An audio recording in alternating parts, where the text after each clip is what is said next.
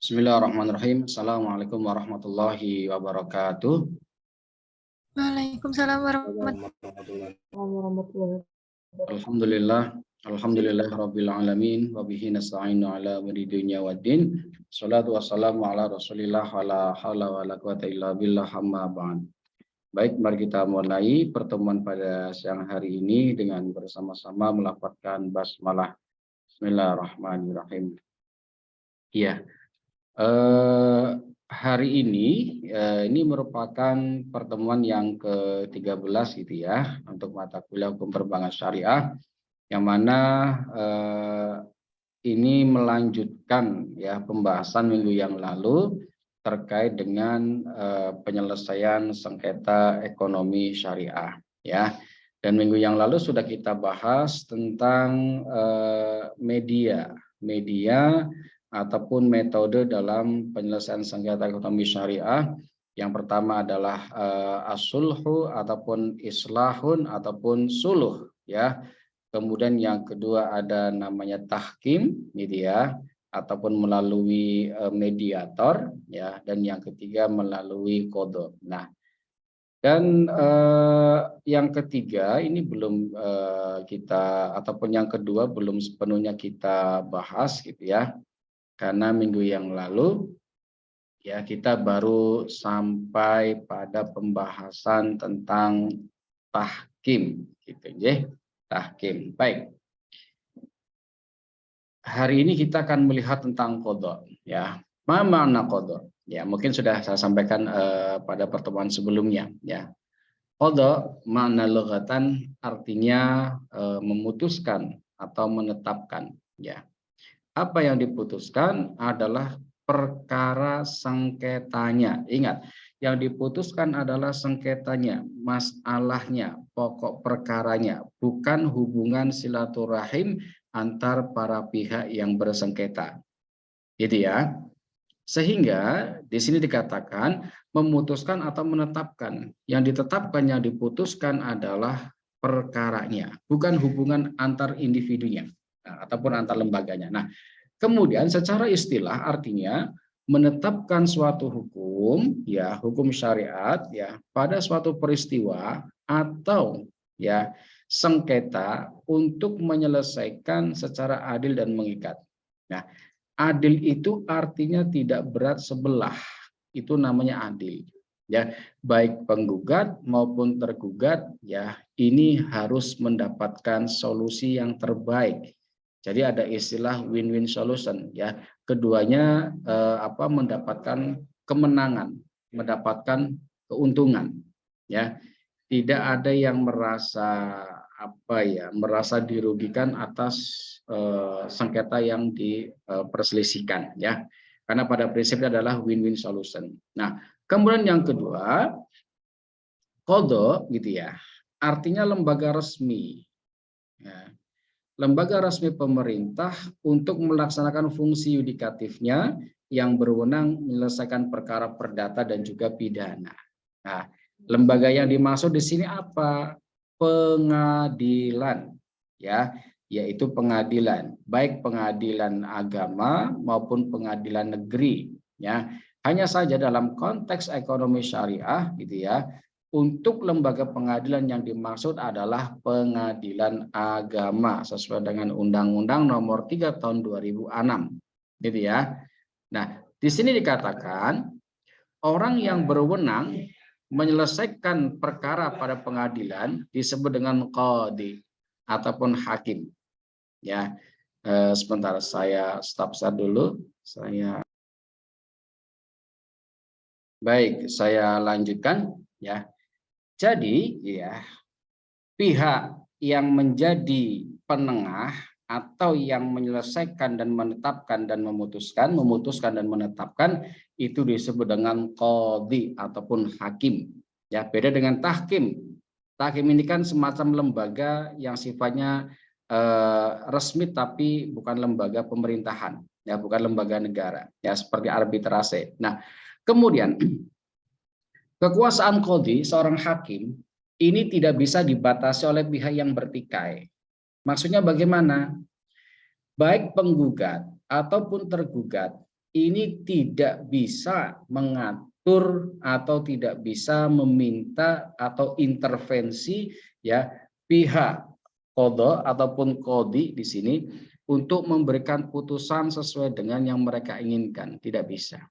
Hakim ya sifatnya independen. Dalam memutuskan perkara harus berdasarkan landasan yuridis, ya, harus berdasarkan peraturan perundang-undangan yang ada.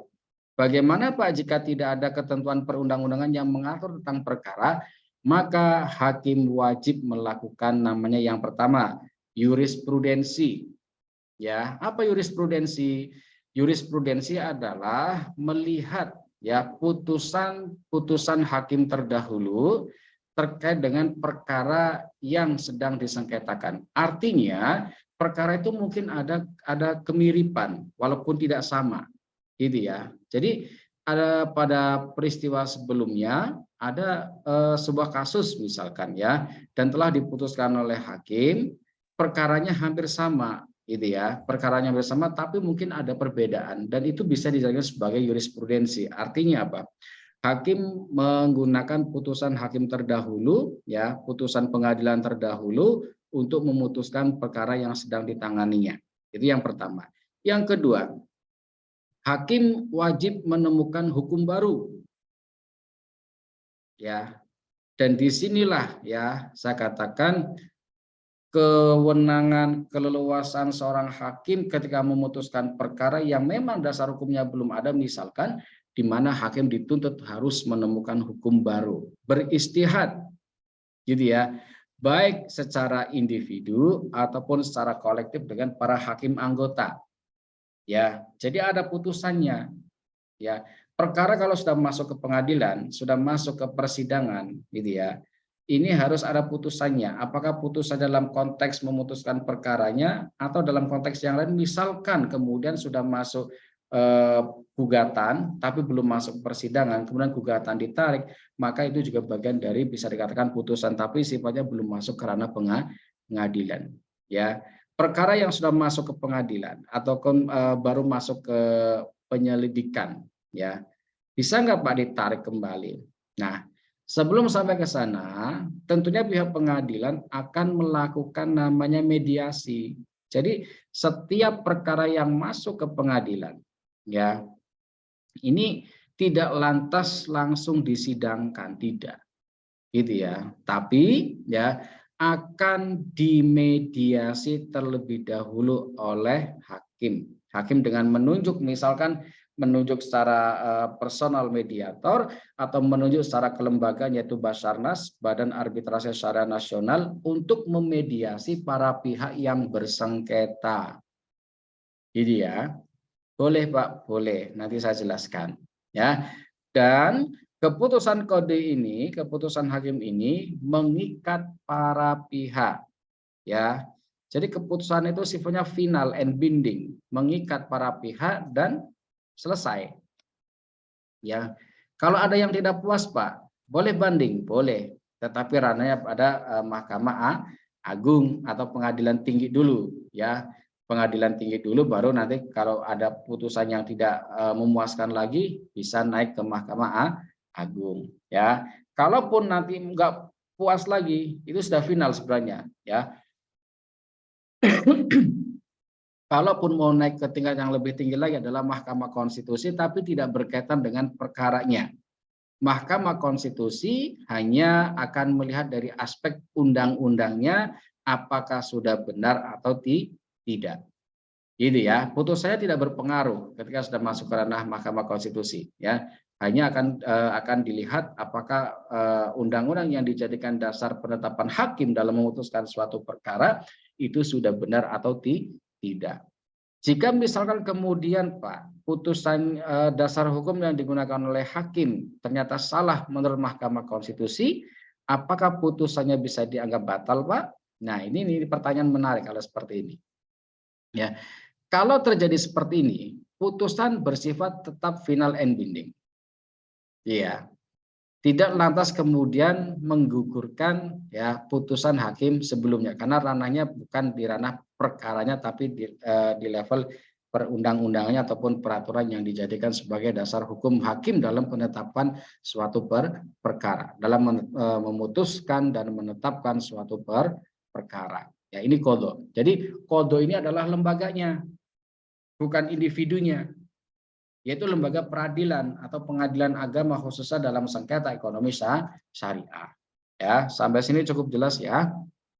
Nah, kemudian ya, penyelesaian sengketa ekonomi syariah di Indonesia, ya, tekniknya, metodenya, caranya ini ada beberapa, ya.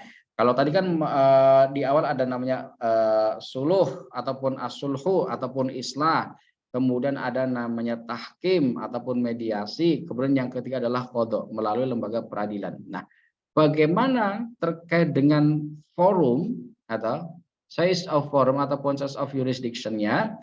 Yang pertama, ini medianya, forumnya. Ya, kalau suluh, tahkim, qadha itu caranya, ya. Kalau medianya ini ada dua macam. Ya, litigation and non litigation. Jadi ada yang sifatnya litigasi dan juga yang sifatnya non litigasi. Bagaimana dengan yang choice of forum ataupun choice of jurisdiction, pilihan forum gitu ya. Yang pertama, di luar pengadilan atau bahasanya adalah non litigasi. Nah, dalam konteks non litigasi maka dilakukan secara tasyawur, musyawarah ataupun negosiasi. Para pihak ini mengadakan negosiasi gitu ya, dimediasi dalam sebuah forum oleh pengadilan agama, apakah tempatnya di pengadilan agama atau mungkin di tempat lain ya, yang sesuai dengan peraturan ya. Maka yang pertama kali adalah dilakukan secara non litigasi, musyawarah ya, negosiasi baiknya bagaimana, saya punya kewajiban sekian ratus juta gitu ya, baru terpenuhi sekian puluh juta dan saya sudah tidak sanggup menutup kewajiban saya misalkan. Terus bagaimana? Musyawarahlah para pihak ya, penggugat dengan tergugat, kemudian para pihak terkait untuk duduk bersama, itu namanya musyawarah dan negosiasi. Yang kedua, melalui mediasi. Dalam konteks perbankan syariah khususnya, ada media ataupun namanya mediasi ya. Mediasi ini dilakukan oleh ya, tetap oleh pengadilan agama dengan menghadirkan seorang mediator, baik mediator independen ya ataupun mediator yang ditunjuk oleh pengadilan agama, dan sifatnya harus independen. Tidak boleh punya tendensi ke salah satu pihak, punya kecenderungan memihak salah satu pihak. Karena mediator itu kan disumpah oleh negara, ya, oleh Mahkamah Agung, dan ada pelatihannya, lumayan sekitar hampir 10 juta per orangnya, ya. Mungkin minggu yang lalu sudah saya sampaikan juga. Nah, yang ketiga melalui arbitrase. Arbitrase ini dalam konteks konvensional, yaitu lembaga mediasi yang bertujuan untuk menyelesaikan sengketa ya para pihak ya melalui jalur non litigasi. Ada lembaga arbitrase, gitu kan? Ini yang konvensional. Nah, para pelaku bisnis biasanya lebih senang menyelesaikan sengketa bisnisnya secara non litigasi. Karena apa? Nanti juga saya sampaikan, ini berkaitan dengan salah satunya adalah rahasia perusahaan gitu ya. Kemudian berkaitan dengan banyaklah ya terkait dengan data perusahaannya ya dan lain sebagainya. Adapun dengan Basarnas, ini prinsipnya sama dengan arbitrase. Ya, hanya saja Basarnas ataupun Badan Arbitrase Syariah Nasional ini menangani sengketa ekonomi syariah. Jadi lebih khusus berkaitan dengan ekonomi syariah. Kalau ini konvensional. Gitu ya. Tapi ketiganya ini prinsipnya di luar pengadilan, non litigation. Gitu ya. Boleh di lembaga arbitrase ya. Jadi duduk bersama, musyawarah, negosiasi baiknya bagaimana supaya saling mengenakkan, saling menguntungkan tanpa ada pihak yang yang dirugikan, merasa tersakiti dan lain sebagainya. Ya, win-win solution. Ya, ini banyak dipilih oleh para pelaku bisnis. Yang kedua, ya, melalui pengadilan. Nah, di dalam pengadilan sendiri ini menjadi dua, dibagi menjadi dua, baik yang sifatnya litigation maupun non litigasi ataupun non litigation. Ya, jadi bisa kalau ini murni nomor satu murni di luar pengadilan, ya. Kalau yang kedua ini bisa di luar pengadilan, bisa juga di dalam pengadilan, ya. Mediasinya bagaimana? Ya, mediasinya di dalam pengadilan agama, gitu ya. Jadi wajib di kantor pengadilan agama sebelum masuk persidangan, ya hakim akan memerintahkan harus mediasi dulu. Dan mediasi itu enggak 1 kali 2 kali, gitu ya. Kalau ternyata sudah beberapa kali, misalkan sampai 3 kali kok deadlock, tidak ada kesepakatan, baru nanti masuk ke ranah persidangan atau meja hijau, gitu ya.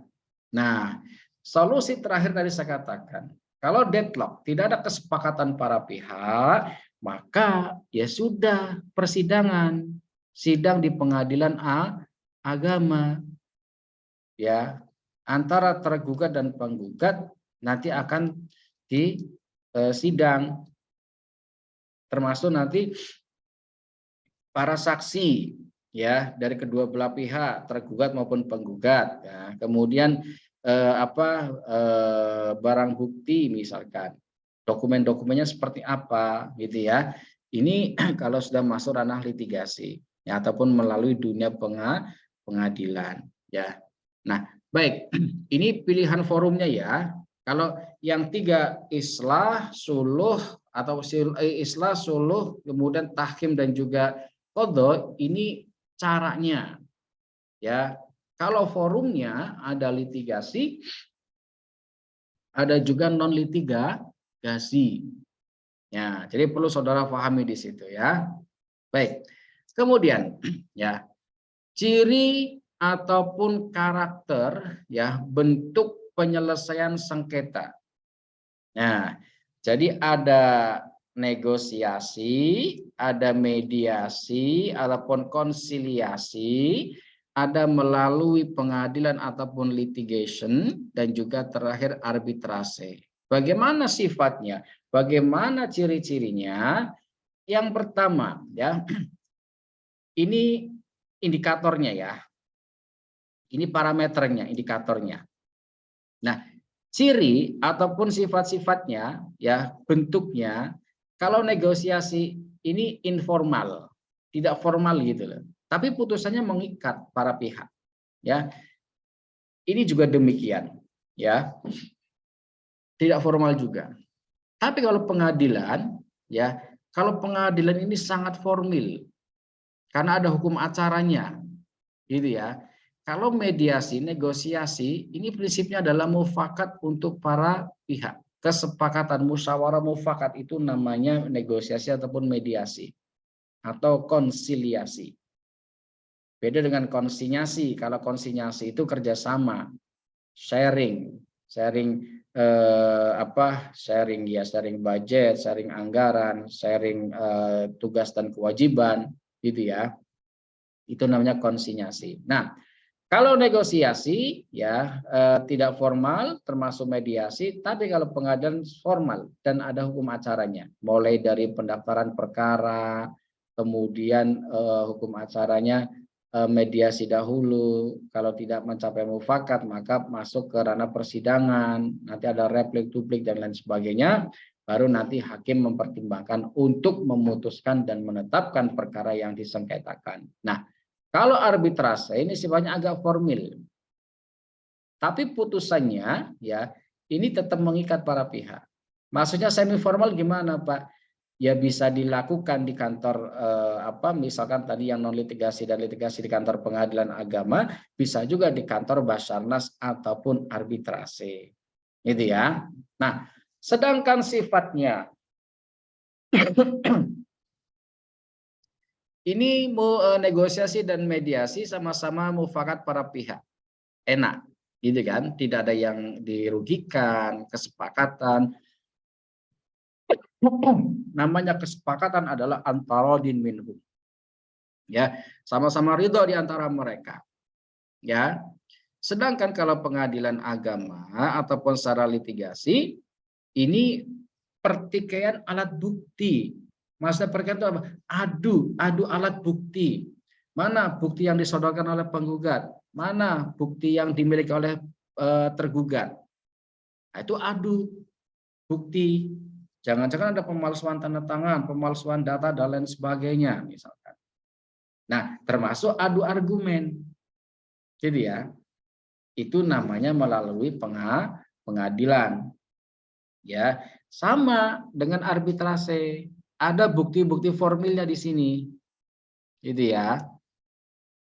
Jadi kurang lebih sama, cuma nanti putusannya yang berbeda. Nah, pihak ketiga, ini wasitnya ya, dari aspek pihak ketiga. Kalau negosiasi nggak perlu, karena dua pihak yang bersengketa langsung ketemu langsung. Ya wis ngobrol, ya wis ngomong, ya wis penake piye, nggak diselesaikan bareng-bareng, you nggak rugi, saya tidak rugi, sama-sama menguntungkan. Nah, itu negosiasi antar dua pihak, ya. Kemudian kalau mediasi ada pihak ketiga, yaitu mediator. Siapa mediator? Bisa mediator yang punya sertifikasi, ya, sebagai seorang mediator sengketa ekonomi syariah, atau bisa juga mediator yang ditunjuk oleh kedua belah pihak.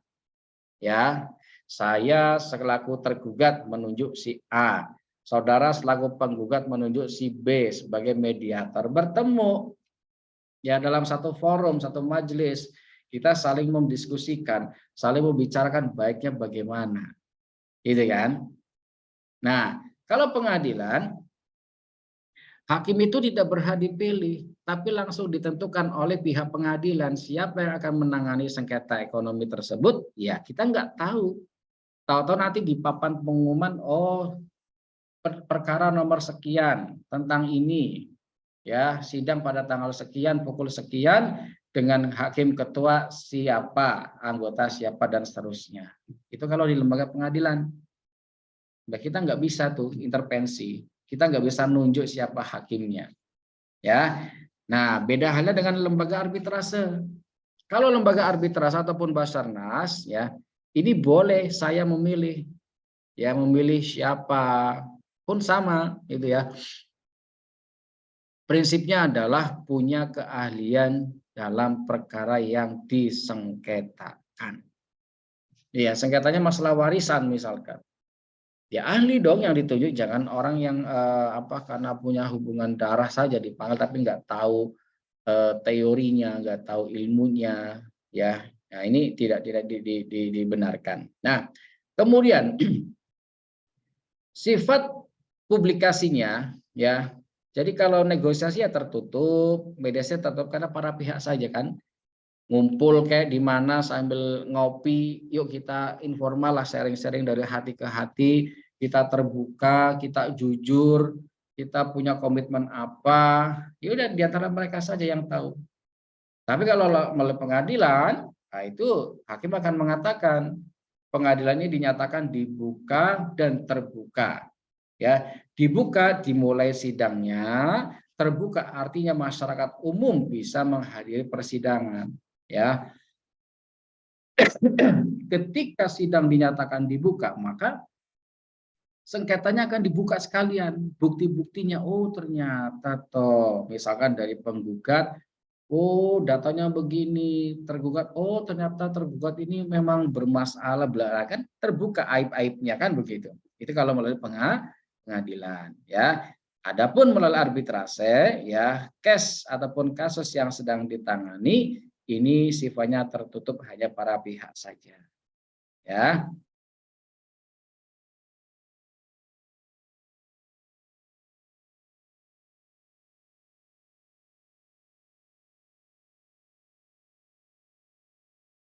Maaf Pak, ke-mute Pak.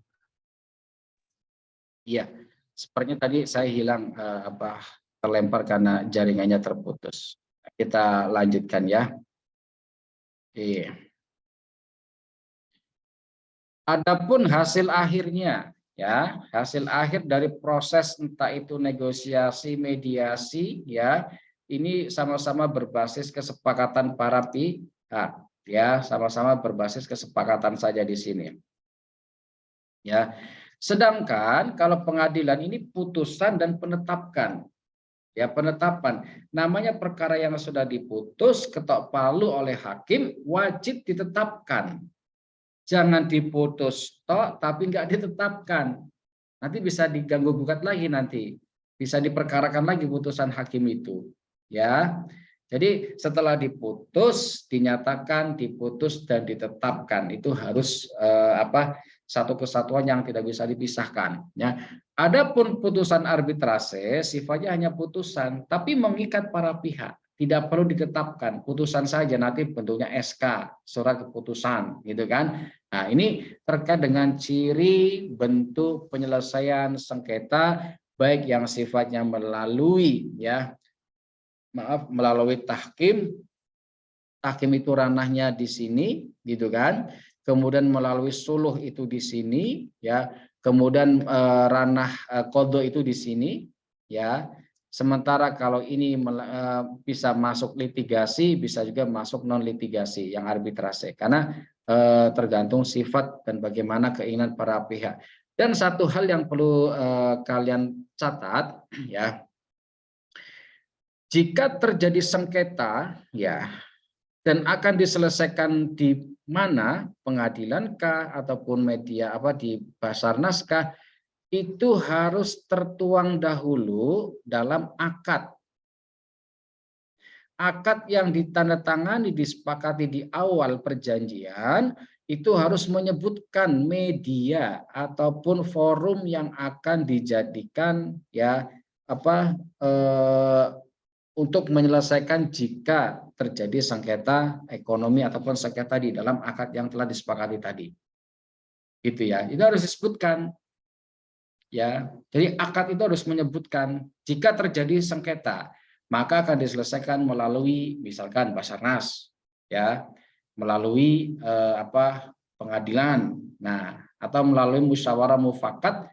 Jika tidak tercapai maka melalui pengadilan. Ya, jadi itu harus dibunyikan, hati-hati. Jadi membaca akad itu memang harus jeli. Tidak kemudian parsial, setengah-setengah, atau bahkan tidak dibaca sama sekali, langsung setuju, tanda tangan, itu bahaya. Jangan dibiasakan seperti itu. Ya, kalau mengadakan perikatan, kesepakatan, perjanjian, dibaca pasal per pasal, ayat per ayat, huruf per huruf, kata per kata. Ya, termasuk angka, tanggal, titik, koma itu dalam bahasa hukum punya makna tersendiri, ya. Jadi jangan sampai sudahlah saya percaya saja tanda tangan. Nah, itu sebaiknya tidak, karena dikhawatirkan ya ada hal-hal yang tidak diselipkan yang memang untuk tujuan yang tidak baik. Tapi ya semoga tidak demikian ya. Baik, sampai sini dulu. Ada yang perlu didiskusikan?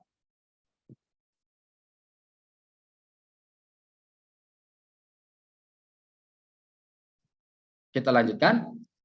Baik, ya. Sekarang mediasi.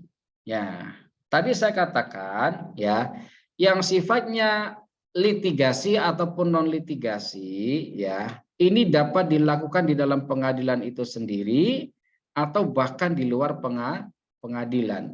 Kalau di dalam pengadilan tadi, setiap pengadilan agama, mungkin kalau saudara sudah magang nanti ya, magang sudah atau belum saya kurang tahu ya. Sudah magang semuanya di pengadilan agama? Belum ya? Baik, akan ada sebuah ruangan khusus di pengadilan Belum, Kak. agama yang digunakan untuk mediasi. Entah itu mediasi sengketa ekonomi syariah, entah itu mediasi dalam perkara rumah tangga, ya, ataupun perkara waris, cerai, talak, gitu kan? Ya, jadi ada ruangan khusus, ya, ada ruangan khusus atau namanya ruang mediasi di pengadilan agama ada, ya. Kalau di luar pengadilan tadi melalui Basarnas, gitu ya, ataupun melalui lembaga non yang sifatnya adalah Ya antar individu lah, para pihak saja ketemu, ayo kita di mana ngobrol dari hati ke hati, kita buka, kita transparan, jangan sampai ada yang dirugikan. Prinsipnya hak dan kewajiban dipenuhi semua. Karena pangkal sengketa adalah salah satu selain akad yang cacat adalah karena adanya perbuatan wan prestasi. Gitu toh? Apa wan prestasi? Ingkar janji. Kalau sudah ingkar janji, ya tidak memenuhi kewajibannya, maka ada hak yang diambil, ada hak yang tidak dipenuhi, gitu kan? Jadi hati-hati ya dengan hak dan kewajiban ini harus seimbang, harus sejalan semuanya. Kewajiban sudah dipenuhi, misalkan, tapi haknya tidak dipenuhi, ya ini kan wan prestasi juga, gitu ya. Nah, jadi prestasi harus dijalankan, harus dilaksanakan oleh para pihak. Jangan sampai kemudian salah satu pihak melakukan perbuatan wan prestasi atau ingkar janji atau melanggar kesepakatan dengan para pihak yang telah menyepakatinya. Ya, baik. Sorry. Nah, dasar hukum tentang arbitrase, saudara bisa lihat Undang-Undang Nomor 30 Tahun 99. Ya. Dan di pasal 6 di situ ada pilihan penyelesaian sengketa perkara yang diperkarakan. Ya, coba nanti saudara membaca undang-undang. Ya, Undang-Undang Nomor 30 Tahun 99. Ya, saudara baca ya, di sini dibaca. Nanti di pasal 6 ini akan ada klausula yang menyebutkan mau diselesaikan secara apa. Nah, itu jelas, itu nanti ada di situ. Ya. Kemudian PBI, Peraturan Bank Indonesia. Ya, Peraturan Bank Indonesia nomor 10/1/PB/2008 tentang perubahan Bank Indonesia, nomor 8/5/PBI/2006 tentang mediasi perbankan. Artinya apa? Kalau ada sengketa perbankan ya antara nasabah dengan pihak perbankan ya, ini tidak lantas langsung diselesaikan di pengadilan. Gitu ya. Harus dimediasi terlebih dahulu. Itu peraturan Bank Indonesia ataupun PBI-nya. Ya. Baru nanti kalau memang tidak selesai nanti lewat pengadilan ya. Nah, PERMA, apa itu PERMA? Peraturan Mahkamah Agung. Ya. Peraturan Mahkamah Agung nomor 1 tahun 2008 tentang prosedur SOP. Ya. Tentang prosedur mediasi di pengadilan itu ada hukum acaranya seperti apa, prosedurnya bagaimana, gitu kan? Itu ada dalam Perma nomor 1 2008. Jadi tidak lantas serta-merta datang ke pengadilan, saya mau daftar perkara. Tidak, ada mediasinya, ada metodenya, ada caranya, ada hukum acaranya, ya. Ini terkait dengan mediasi. Nah, kemudian bagaimana dengan mediasi pada perbankan secara lebih khusus? Kalau tadi kan secara umum arbitrase, gitu kan? Mediasi pada perbankan syariah ini diatur pada PBI Peraturan Bank Indonesia nomor 10/1/PB2008 tentang perubahan Bank Indonesia tadi, ya, nomor 8/5/PB/2006 tentang mediasi perbankan. Nah, proses penyelesaian sengketa yang melibatkan mediator pihak ketiga, ingat mediator pihak ketiga, ya, untuk membantu para pihak yang bersengketa guna mencapai penyelesaian dalam bentuk kesepakatan sukarela atau antarodin minhum, para pihak atas dasar keridhaan, kerelaan, gitu kan. Nah, kemudian ya, atas dasar kesepakatan sukarela terhadap sebagian ataupun seluruh permasalahan yang disengketakan. Nah, kesepakatannya di pasal yang mana nih? Ya, misalkan, atau semuanya mau disepakati, ya silahkan, nggak masalah kan? Jadi kesepakatan para pihak itu di bagian yang mana? Jadi ya, itu yang kemudian nanti akan menjadi poin-poin kesepakatan oleh para pihak. Prinsipnya adalah ada unsur keridhaan, gitu ya. Ada unsur keridhaan oleh para pihak, mana poin yang mau disepakati, mana poin-poin yang yang dilanggar, kemudian diperbaiki dan lain sebagainya. Ini mediasi, gitu ya. Nah, Kemudian, siapakah mediator? Ya, mediator adalah pihak yang tidak memihak. Tadi saya katakan tidak punya tendensi, tidak punya kecenderungan memihak salah satu pihak. Gitu ya. Dia harus netral. Posisi seorang mediator itu harus netral. Tidak boleh kemudian memihak salah satu pihak, entah itu penggugat, entah itu tergugat. Harus netral. Gitu ya. Siapa mediator? Mediator dalam konteks mediasi boleh ditunjuk oleh para pihak, ya, atau bahkan misalkan dalam ranah sudah masuk ke pengadilan, gitu ya. Pengadilan juga berhak menunjuk. Dengan catatan para pihak yang bersengketa, nasabah dengan perbankan ini tidak menemukan titik solusi, maka pihak pengadilan, gitu ya, saya ulangi, pihak pengadilan berhak menunjuk mediator untuk memediasi perkara yang sedang disengketa. Ya. Dan dalam hal ini, ya, terkait dengan mediasi, Bank Indonesia tidak memilih, ya, tidak memilih dan tidak memilah sengketa antara konvensional maupun bank syariah, ya, sehingga mediatornya itu sama-sama, ya. Prinsipnya dia mediator, ya. Jadi bank syariah nggak peduli mau sengketa ekonomi syariah maupun sengketa bank syariah ataupun konvensional, namanya sengketa perbankan itu harus dimediasi terlebih dahulu. Itu PBI-nya, Bank Indonesia yang mengatakan, jika ada sengketa antara nasabah dengan perbankan, entah itu saldo yang uang yang hilang, ya, saldo berkurang, ini melalui mediasi terlebih dahulu. Ya, jadi jangan misalkan nanti mentang-mentang sebagai seorang pengacara ngompori, ayo langsung daftarkan aja.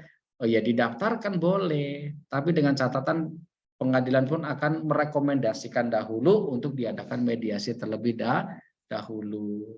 Ya, nah ini terkait dengan mediasi pada perbankan syariah. Nah, kemudian bagaimana dengan arbitrase itu sendiri? Ya. Makna arbitrase sesuai dengan Undang-Undang Nomor 30 Tahun 99, ya, saya tidak akan membacakan bahasa Inggrisnya, tapi saya akan membacakan dalam definisi dalam Undang-Undang Nomor 30 Tahun 99 yang artinya arbitrase adalah cara penyelesaian suatu sengketa, cara, gitu ya, cara menyelesaikan suatu sengketa. Ya, sengketa apa? Bukan pidana, tapi terbatas pada sengketa perdata. Di mana? Di luar pengadilan. Gitu ya. Pengadilan yang mana? Ya pengadilan umum, karena kita bicaranya adalah arbitrase secara umum. Kita belum bicara tentang Basarnas itu sendiri. Gitu ya.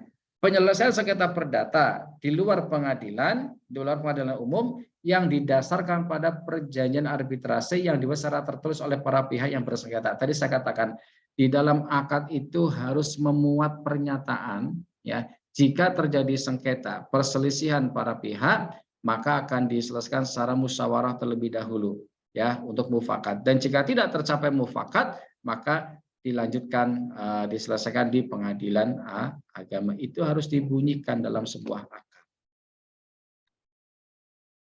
Cukup jelas ya. Nah, ini mana arbitrase. Nah, kemudian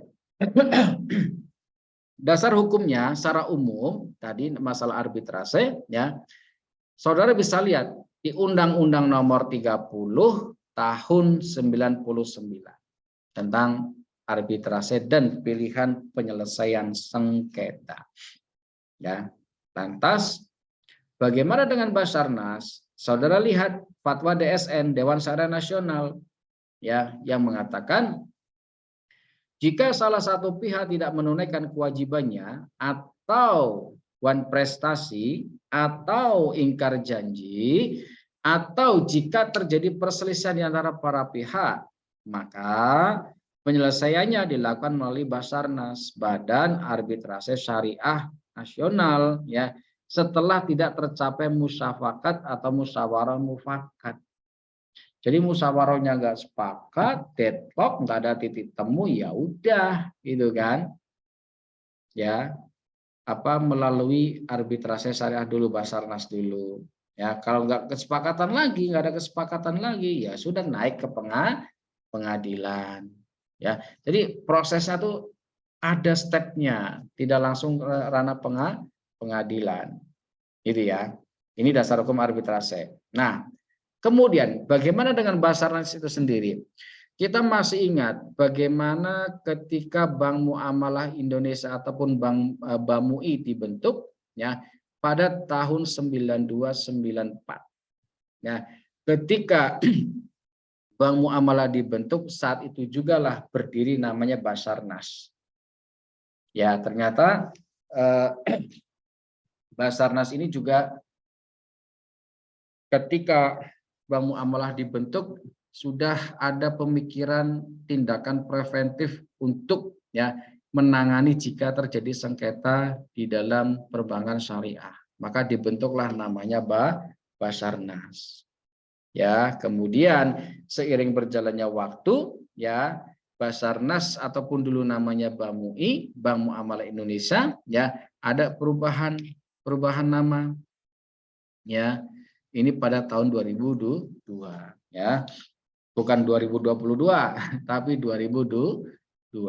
Nah, Basarnas ini berdiri secara otonom.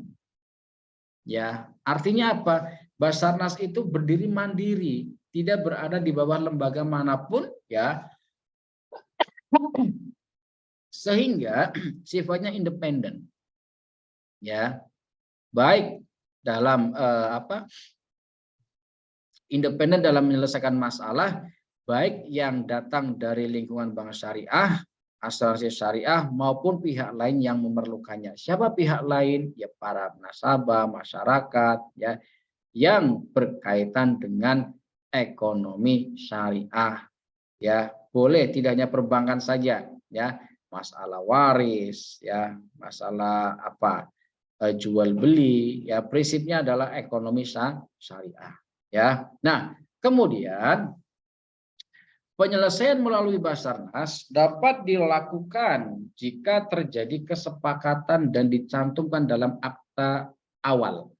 Ya, ketika penyusunan akad atau penyusunan akta perjanjian ya, itu ditulis dahulu. Tadi saya katakan, dalam akad harus memuat jika terjadi perselisihan ataupun sengketa ya, maka akan diselesaikan secara musyawarah mufakat.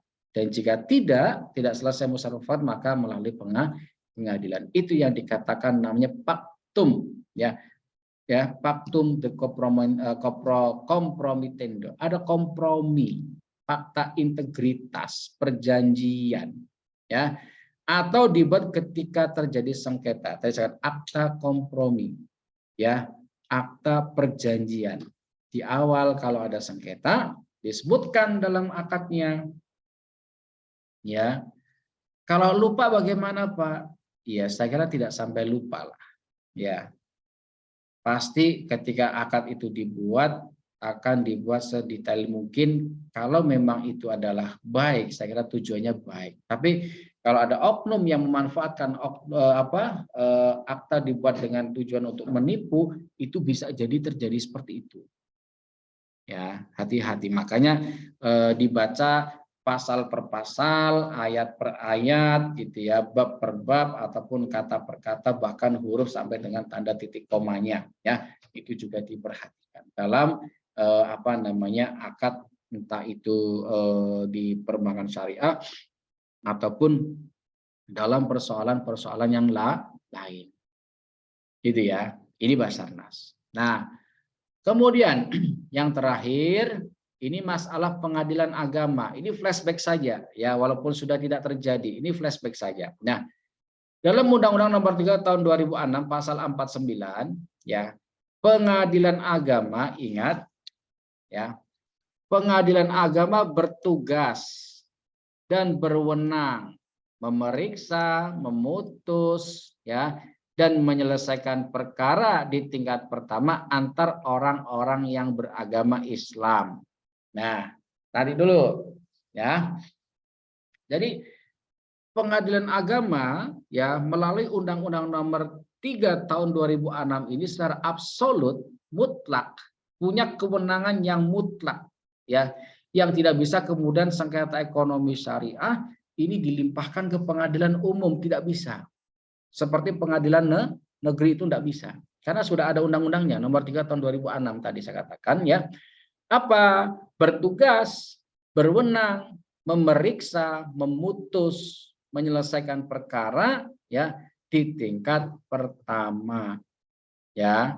Antar siapa? Orang-orang yang beragama Islam. Nah, ini nanti dulu, ini nanti juga ada definisi tersendiri. Orang-orang yang beragama Islam itu nanti dulu ada definisinya. Nah, sengketa ekonomi yang dimaksud adalah gitu ya, dalam bidang apa? Perkawinan, kawin, cerai, talak, gitu kan? Ya.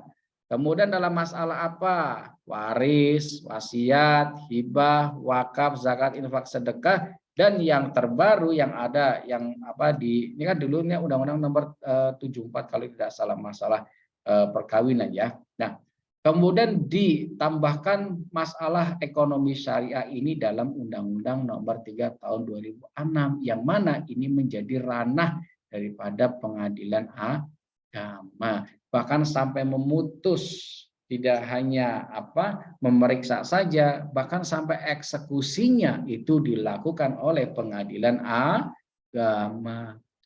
Dulu lucu sebelum lahir Undang-Undang nomor 3 tahun 2006, ya, pengadilan agama diberikan kewenangan memeriksa, memutus, ya, menyelesaikan, tapi tidak punya hak untuk eksekusi atas putusan pengadilan agama. Ya, ini kan lucu, gitu kan? Tapi telah disempurnakan melalui Undang-Undang nomor 3 tahun 2006. Itu ya. Baik, saya lanjutkan dulu. Nah, Undang-Undang nomor 3 tahun 2006 pasal 49 tentang ekonomi syariah yang dimaksud dengan ruang lingkup, ya. Ruang lingkup ekonomi syariah atau yang dimaksud dengan ekonomi syariah itu sendiri antara lain bank syariah, lembaga keuangan mikro, apa mikro seperti BMT, koperasi syariah, itu mikro, kecil, ya. Kemudian ada asuransi syariah, reasuransi syariah, obligasi, surat berharga, saham, sekuritas ataupun saham, ada pembiayaan syariah, pegadaian syariah, dana pensiun, kemudian bisnis syariah. Ini yang dikategorikan sebagai ya apa ekonomi syariah. Jadi ini yang dimaksud dengan ekonomi syariah. Ruang lingkupnya seperti ini. Berdasarkan Undang-Undang nomor 3 tahun 2000A. Gitu ya. Cukup jelas ya sampai sini ya. Jadi di luar ini tidak dikatakan sebagai bagian daripada ekonomi syariah. Ya. Pak, MLM syariah itu masuk yang mana? Ada nggak MLM syariah? Ada tuh beberapa skripsi yang mengajukan pembahasan tentang MLM syariah. Syariahnya di mananya? Itu tuh. Ada yang membahas seperti tapi nah, itu masih perlu pendalaman karena ternyata akad-akadnya juga ini masih perlu ditinjau ulang. Ya, baik. Nah, tadi saya katakan siapa orang yang beragama Islam? Ya, nah, yang dimaksud dengan orang-orang yang beragama Islam berdasarkan pasal 49 Undang-Undang nomor 3 tahun 2006 yaitu orang-orang yang termasuk orang atau lembaga, individu ataupun badan hukum ataupun organisasi, institusi ataupun lembaga ya yang dengan sendirinya menundukkan diri secara sukarela kepada hukum Islam mengenai hal-hal yang menjadi kewenangan pengadilan agama sesuai dengan ketentuan pasal 49 Undang-Undang nomor 30 tahun 2006. Nomor 3 tahun 2006. Jadi ya. Jadi maksud orang Islam di Undang-Undang nomor 3 tahun 2006 itu bukan yang berkeyakinan, bukan yang beragama Islam saja. Non-Muslim pun ya ketika dia menjadi nasabah bank syariah ya artinya dia sudah tunduk, patuh pada ketentuan hukum Islam. Dalam konteks apa? Dalam konteks ya bisnis ataupun ekonomi yang sedang dijalankan. Jadi non muslim pun bahkan yang tidak beragama sekalipun kalau menjadi nasabah bank syariah itu masuk kategori disebut dengan orang Islam. Gitu ya. Menarik kan di situ. Karena ternyata nasabah bank syariah tidak hanya umat Islam saja, banyak yang non muslim juga di situ. Ya. Nah, jadi perlu saudara catat ya bahwasanya yang dimaksud dengan orang Islam adalah orang yang tidak hanya beragama Islam, tapi dia tunduk, dia patuh, dia taat pada aturan hukum Islam yang berkaitan dengan perbankan syariah. Termasuk apa yang menjadi kewenangan pengadilan agama, yaitu apa? Yaitu menyelesaikan sengketa perbankan ataupun ekonomi syariah ya yang menjadi menjadi sengketa, menjadi perselisihan para pihak yang bersengketa, dan berdasarkan Undang-Undang Nomor 3 Tahun 2006 ini wajib diselesaikan di pengadilan agama. Jadi tidak bisa kalau ada non muslim menjadi nasabah bank syariah kemudian ada sengketa dia maunya ke pengadilan negeri. Oh, tidak bisa.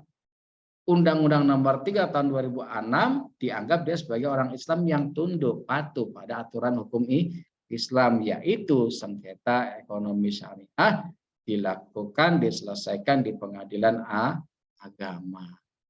Cukup jelas ya sampai sini ya. Baik, kita lanjutkan. Nah, ruang lingkupnya. Nah, ya. Ruang lingkup kewenangan pengadilan agama dalam penyelesaian sengketa ekonomi syariah ya meliputi semua bidang ekonomi syariah sesuai dengan tadi pasal 3 pasal 49 ya Undang-Undang Nomor 3 Tahun 2006, semua bentuk ekonomi syariah yang tadi ada kotak 9 itu semuanya di situ masuk ranah pengadilan agama. Ya, yang kedua meliputi sengketa antar lembaga ekonomi syariah, ya lembaga ekonomi syariah lembaganya, misalkan bank syariah, gitu ya, kemudian BMT misalkan, ada koperasi syariah ataupun lembaga-lembaga keuangan syariah yang lainnya, dengan pihak yang non muslim, ya, baik secara individual ataupun secara lembaga. Prinsipnya berbeda keyakinan, ya itu tidak masalah. Itu masuk dalam ranah kewenangan pengadilan agama. Nah, yang ketiga, tidak menjangkau klausul arbitrase pasal 58 sampai 60 Undang-Undang Nomor 48 tentang ya tahun 2009 tentang kekuasaan kehakiman. Artinya apa? Kalau sudah diselesaikan di wilayah arbitrase, sudah diselesaikan di Basarnas, ya sudah, pengadilan tidak boleh mengambil alih kasus tersebut. Gitu kan? Tidak boleh. Karena sudah ada klausula ya bahwa sengketa tadi sudah diselesaikan di arbitrase ataupun Basarnas. Ya, jadi kekuasaan hakim itu dibatasi di situ. Tidak boleh sewenang-wenang mengklaim, loh ini Undang-Undang Nomor 3 Tahun 2006 kan sudah kewenangan pengadilan agama dalam sengketa menyelesaikan sengketa ekonomi syariah. Nanti dulu ya. Karena jika ada klausula sudah diselesaikan oleh arbitrase, selesai. Pengadilan agama tidak boleh ngambil kasus tadi. Nah, tapi tidak banyak sih kasus yang sengketa ekonomi syariah karena tadi ya taat dan patuh pada ketentuan hukum Islam, baik muslim maupun non muslim ketika berkaitan dengan bank syariah khususnya ya mereka taat dan patuh ya. Meskipun ada 1-2 lah ya beberapa contoh kasus ya. Nah, baik. Ini saya flashback ya, walaupun sudah tidak terjadi ya, terkait dengan sorry ya.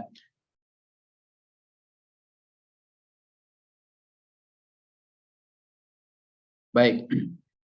Ini saya flashback ke belakang ya, terkait dengan dualisme kewenangan pengadilan agama atau peradilan agama. Ya, dulu ya ketika masih SEMA, ya SEMA itu apa? Surat Edaran Mahkamah Agung, itu namanya SEMA. Ya, Surat Edaran Mahkamah Agung nomor 8 tahun 2008 yang menyatakan eksekusi putusan Basarnas adalah kewenangan pengadilan agama. Itu dulu seperti itu. Yang menangani Basarnas, yang memutus Basarnas, tapi kok eksekusinya pengadilan agama? Kan lucu. Istilah kata begini, ya ini kan banyak kasus itu ya. Ini di luar konteks ya, tapi saya sampaikan saja ya. Ada dua sepasang kekasih yang lama menjalin hubungan asmara. Ternyata nggak jodoh, ya. Ternyata si perempuan dinikahi orang lain, gitu kan. Nah kurang lebih analoginya seperti walaupun nggak dibenarkan namanya apa kasih asmara yang seperti itu ya. Yang nangani siapa, yang mancing siapa, yang menikmati siapa, itu apa namanya kurang lebih bahasanya seperti itu. Nah, jadi SEMA nomor 8 tahun 2008 ini dibatalkan oleh SEMA nomor 8 nomor yang sama, tahunnya berbeda. Tahun 2010 yang mengatur eksekusi putusan Basarnas ke pengadilan negeri. Gitu ya. Jadi kalau sudah ada SEMA, ada peraturan yang terbaru, maka peraturan yang lama ini tidak berlaku. Ya, yang berlaku adalah peraturan yang baru karena hukum tidak berlaku surut. Hukum itu tidak melihat ke belakang, tapi ke depan. Ada peraturan yang baru, maka otomatis peraturan yang lama ini tidak berlaku. Gitu ya. Jadi dalam konteks hukum seperti itu. Ya. Nah, bagaimana dengan dualisme yang lain? Dualisme kewenangan pengadilan agama berdasarkan Mahkamah Agung ataupun Mahkamah Agung mendasarkan pada pasal 59 Undang-Undang nomor 48 ya tahun 2009 ayat 3 mengatakan ya para pihak yang tidak melaksanakan putusan arbitrase termasuk Basarnas ya secara sukarela putusan dilaksanakan berdasarkan perintah Ketua Pengadilan Negeri atas permohonan salah satu pihak yang bersengketa. Ini sekarang sudah tidak ada semuanya. Dulu itu kan eksekusinya oleh pengadilan negeri. Ya. Dulu eksekusi putusan Basarnas, putusan pengadilan agama itu eksekusinya oleh pengadilan negeri itu sekarang sudah tidak berlaku. Berdasarkan Undang-Undang Nomor 3 Tahun 2006, ya, putusan pengadilan agama, ya, eksekusi putusan pengadilan agama ataupun Basarnas dilakukan oleh pengadilan agama. Itu namanya kewenangan mutlak, kewenangan absolut dari pengadilan agama. Gitu ya. Nah ini kan ini saya sampaikan sejarahnya dulu. Supaya kita tahu nggak ujuk-ujuk gitu loh, tahu-tahu loh. Nah, jadi ada dulu sejarahnya tuh ada, ya, yang masak siapa, yang apa, yang ngolah siapa, yang ngolah data, yang menikmati siapa, yang kerja siapa, yang mendapatkan hasil siapa, gitu kan? Nah itu ini sekarang ini sudah tidak berlaku. Saya hanya menyampaikan mencoba untuk flashback ke belakang pernah terjadi seperti ini. Ya, yang nangani perkara PA pengadilan agama yang mengeksekusi putusannya pengadilan negeri tapi sudah nggak terjadi ya. Baik. Nah, kita sampai pukul berapa? Oh, baik. Insya Allah sedikit lagi ya. 14. Iya. Ya, 5 menit lagi. Saya juga ada janji dengan pihak lainnya. Baik. Sebentar, saya stop share dulu. Presensi saya saya kirim di kolom chat ya. Oke, sudah nampakkah?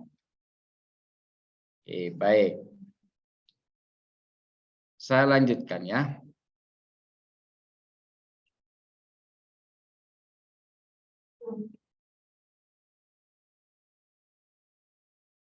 Oke.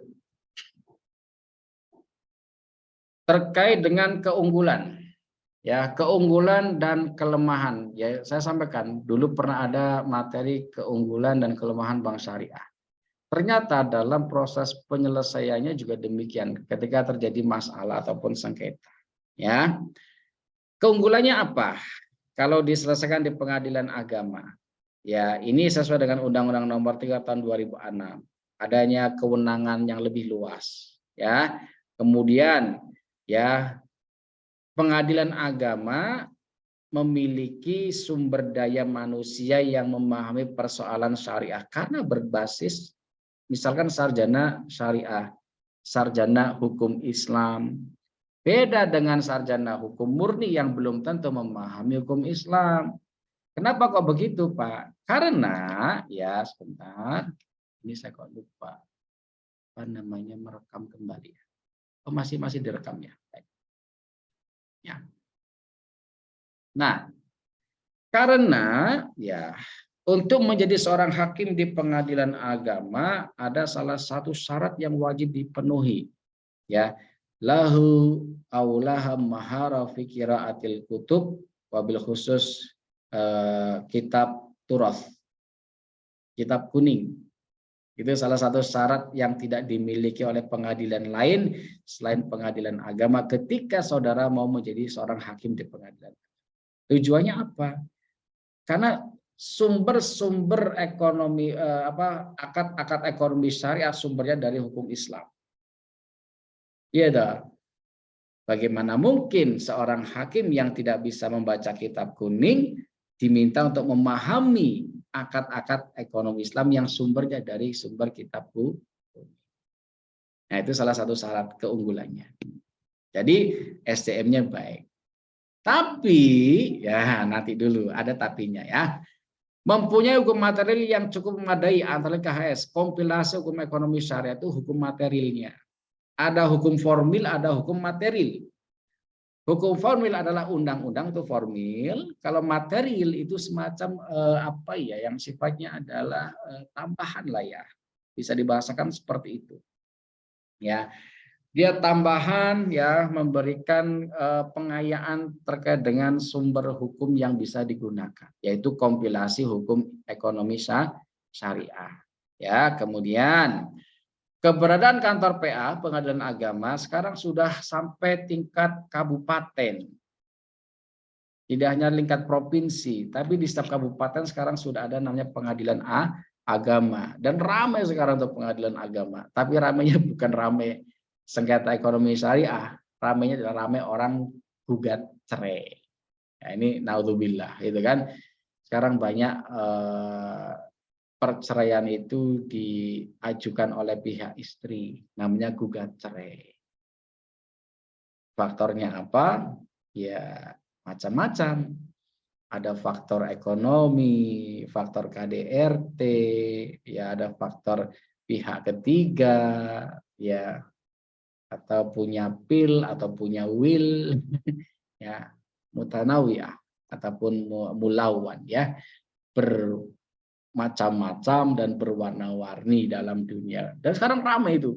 Bayangkan kemarin di salah satu pengadilan agama di wilayah Bantul ya kalau tidak salah.